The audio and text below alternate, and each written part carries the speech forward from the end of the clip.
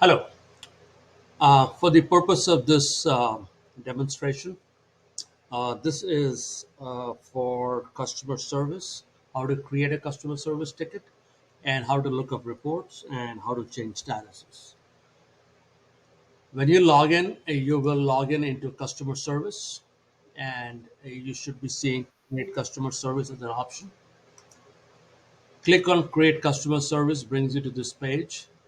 You will look up a customer by a customer name or by the sale order number. I don't remember a number, so I'll just go by a customer name. So let's say we have a customer with the name Frank. Let's do a search. So Frank will show up. Any name that has the word Frank in it, it will show up. So we have a bunch of names in here. I'm going to pick any one at random here. So let's take Denise. And once you select, you only do one selection, by the way. Don't do more than one. I do a select. Oh, by the way, you can also come in here and do a further search within this list itself and look for anybody with the name, let's say Denise. So now you see Denise and you can pick and you look at the sale order number, the sale date, hit submit. Once you hit submit, it will populate all of the information on the screen here. Of course, here she doesn't have an email, so it is a required field. So I suggest you put in an email. So for right now, I'm just going to say no mail at gmail.com just for the sake of this demo. But ideally, you should put a proper email so he or she can get the info as and when you update the ticket. Uh, then it will also show you all the items that were supposed to be part of that sale order. Make your notes, whatever you need to do, and pick your reason code as to why this customer service issue came up. So maybe it's some missing hardware, salesperson error, whatever. I just say missing hardware. And at this point, you would now say you spoke to Mr. Mrs. whoever it is. So it is good information. So go ahead and do that. The work order status detail. Now, these are all the different details that you have at any time when you create a work order ticket. This is what you have your current status. So, depending on where you are at this time, you would keep this. So open new is your default. So, when you're setting up a new ticket, that's what you're doing. And then you would be assigning a ticket to somebody in the service team.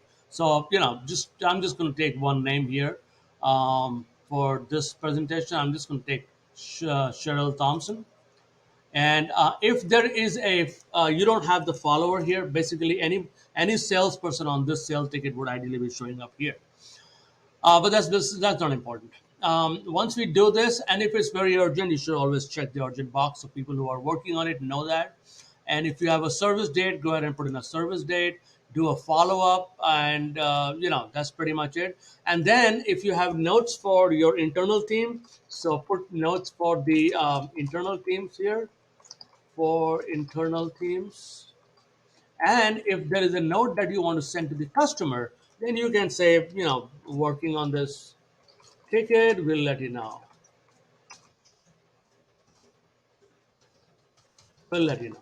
And it has an auto finish, so it'll help you finish up lines based off of that. There's a lot of AI built into this. Once you do that, hit the submit button.